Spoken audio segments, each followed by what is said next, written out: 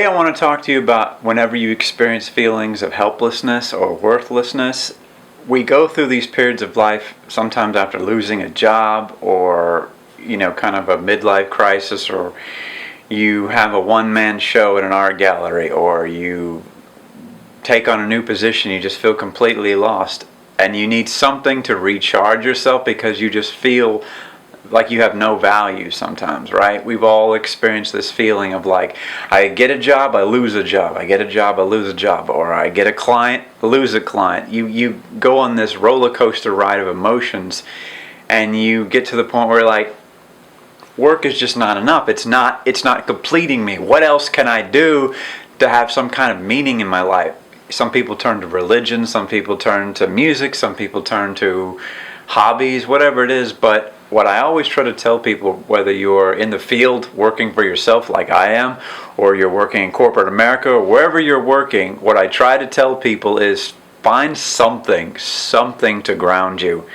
Not just friends, not a spouse, not just something that's fleeting or something that you might have to chase. You pick something that you can do in your own space, whether it's drawing, whether you could do something in writing to write out your feelings and work out these emotions, whether it's photography, whether it's videos, whether it's painting, sometimes just brainstorming, but especially journaling, but something that kind of spits out what you're feeling, what you're thinking, what you're going through. Because what people don't understand is, if you keep those things inside of yourself, what happens is you start trying to use what I call worldly fulfillments to try to make you feel better, whether it's going out to eat, whether it's getting into alcohol or drugs or sex.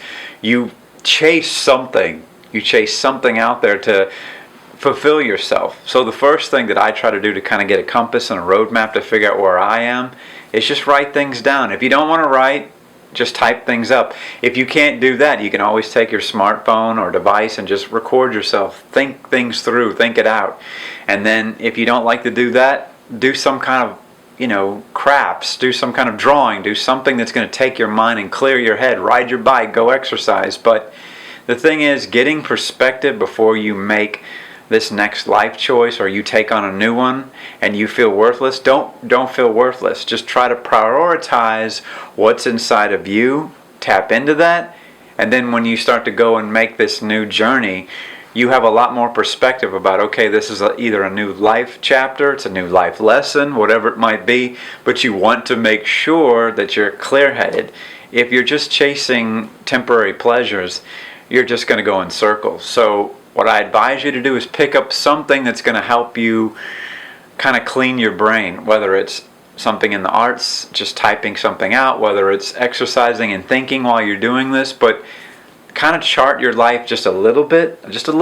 Try to chart your life so that you kind of are aware of these life chapters and life lessons, and you'll find that you're going to learn something about what you like and what you don't like. And it's going to get you on that road, maybe not to happiness, but certainly on the road to contentment. So think about it.